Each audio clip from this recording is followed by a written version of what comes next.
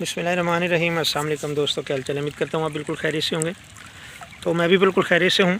तो दोस्तों ये लगाया जा रहा है तरबूज़ को पानी, पहला पानी सीड लगाने के बाद। तो ये आपके सामने पहली इसकी पिछली वीडियो में मैंने आपको बताया था कि भाई 3-3 लाइनों में पानी लगेगा। तो ये देखिए, ये 1, 2 और ये 3। तो इसी तरह ये तरतीब से पानी तीनों लाइनों में लगता जाएगा, यानी कि 3-3 की लाइनें होंगी। तो काम इंशाल्लाह बेहतरीन रहेगा। तो दोस्तों ये दुआ कीजिएगा जर्मिनेशन अच्छी हो सीड की। तो उसके बाद जो जो प्रोसेस उसका गोडी का स्प्रे वगैरह का होगा वो आपको इंशाल्लाह शेयर करेंगे हम ज़रूर।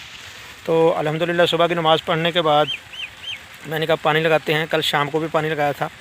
तो माशाल्लाह सूरज निकल चुका है जी, ये देखें पूरी ताब के साथ है। तो 9 बज चुके हैं ये।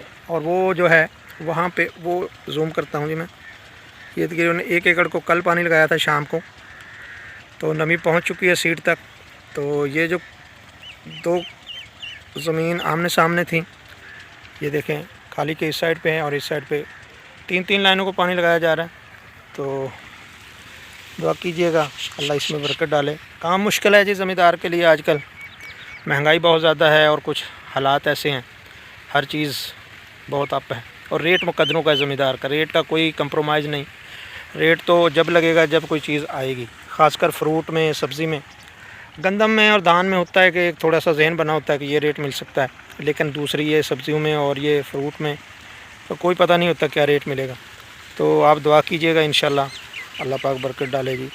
तो अपना ढेर सारा ख्याल रखें, मुझे दुआओं में याद रखें और नए आने वाले मेरे चैनल को सब्सक्राइब ज़रूर करें जी। अल्लाह हाफ़िज़, अस्सलाम वालेकुम।